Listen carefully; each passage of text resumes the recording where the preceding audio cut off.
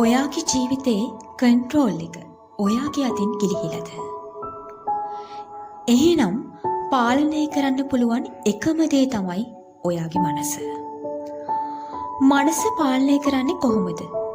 අපේ ජීවිතේ අපට අවශ්‍ය ටාගට් වලට යන්න, අපට ඕන දේවල් ඇචීව් කරන්න මෙන්ටලි සපෝට් එක ගන්නෙ කොහොමද?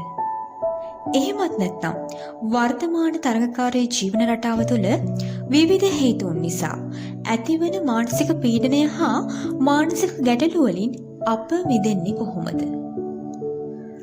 මේක ඔයා හිතනවා වගේ ලොකු සංකීර්ණ ක්‍රියාවලියක් නෙමෙයි. මුලින්ම පුද්ගලයෙක් විදිහට ඔයා ඔයාගේ වර්තමාන සිටුේෂන් එක මොකක්ද කියලා අඳුනගන්න. ඊට පස්සේ අපි අපිට අවශ්‍ය තත්ත්වයට පත්වීමට අවශ්‍ය මානසික ප්‍රතිකාර පටන් ගමු.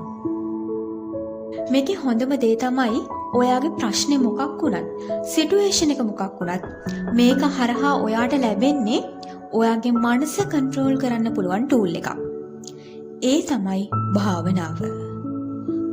මනස සංසුන් කරමින් වර්තමාන මොහොතට අවධානය යොමු කරන සිතුවිලි පාලනය කිරීමේ කලාවක්.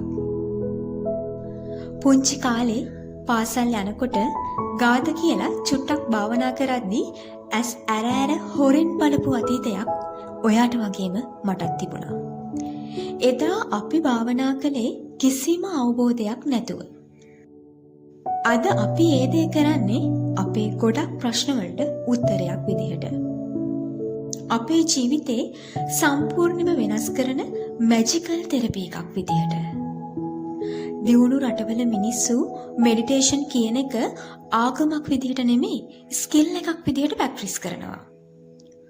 මේ මිනිස්සු බ්ලයින්ඩ් ෆේත් වලට නෙමෙයි, සයන්ටිෆික් ප්‍රූෆ් තියෙන දේවල් තමයි විශ්වාස කරන්නේ. දැනට රිසර්ච් වලින් ඔප්පු කරලා තියෙනවා මේ මෙඩිටේෂන් වලින් බ්‍රේන් ෆන්ක්ෂන් වැඩි වෙනවා. ඒ වගේම බ්‍රේන් සෙල්ස් අතර සම්බන්ධතාවය වැඩි වෙනවා. ස්ට්‍රෙස් හෝමෝන අඩු වෙනවා, ඉමුනිටි සිස්ටම් එක ශක්තිමත් වෙනවා.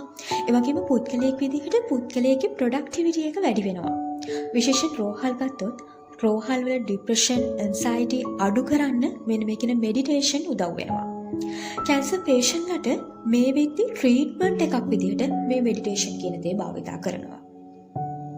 ඒ වගේම පාසල් වල ගත්තොත් මේ පාසල් වල ළමයින්ට කන්සන්ට්‍රේෂන් වැඩි කරන්න, ඒ වගේම එයාලගේ ඇන්ගර්, ෆියර් කන්ට්‍රෝල් කරන්න ලෙසන් එකක් විදිහට මෙඩිටේෂන් ප්‍රැක්ටිස් කරනවා. ඒ විතරක් නෙමෙයි, Google, Apple, Microsoft වගේ කම්පැනි වල මයින්ඩ් ෆෙයාර්නස් සෙෂන් පවා පවත්වනවා. දැනට ලෝකයේ දියුණුතම රටවල් කියන රටවල් ඇමරිකාව, ජපානය, චීනය, ස්විට්සර්ලන්තය, කැනඩාව, ජර්මනිය වගේ රටවල මේ මෙඩිටේෂන් කියන එක ට්‍රෙන්ඩ් එකක් විදිහට ව්‍යාප්ත වෙලා තියෙනවා. මේක මේ තරමටම ව්‍යාප්ත වෙන්න හේතුව මේකේ ඇතුලේ තියෙන මේ පවර් එක. ඒක ඇත්තටම මිනිස්සුන්ට දැනෙන නිසා.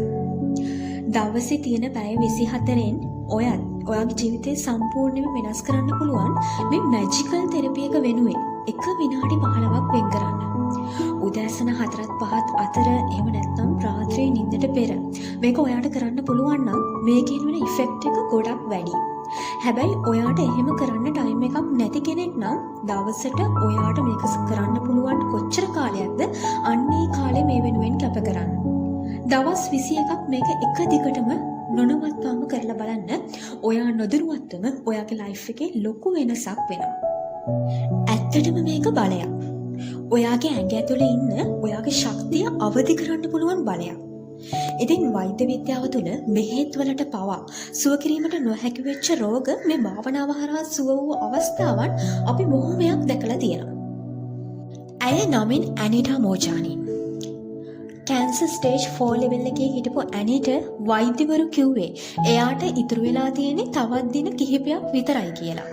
නමුත් කෝම තත්වය හරහා ඇයලද ගැඹුරු ආත්මීය අවබෝධය තුලින් ඇයගේ කැන්සර් ලක්ෂණ වේගයෙන් අඩු වෙලා රීමිෂන් තත්ත්වයට පත් වෙලා තියෙනවා. ඇය මේ පිළිබඳ ලද අත්දැකීම් Dying to be me කියන පොතේ හරි ලස්සනට ලියලා තියෙනවා. ඊළඟ උදාහරණය විදිහට අපි ගමු ඇමරිකාවේ වෛද්‍යවරයෙක් වෙන ඩොක්ටර් ජෝයි ඩිස්පෙන්සර්. ඔහුගේ ස්පයින් ඉන්ජරි තත්ත්වය නිසා ඔහුට ඔහුගේ වෛද්‍යවරයා කිව්වේ ඔපරේෂන් එක එහෙම නැත්නම් ජීවිත කාලෙම ආබාධිතයෙක් විදිහට ජීවත් වෙන්න පුළුවන් කියලා. හැබැයි ඩොක්ටර් ජෝයි වෛද්‍යවරයෙක් වුණත් ඔහු ඔහුගේ ඔපරේෂන් එක ප්‍රතික්ෂේප කරනවා.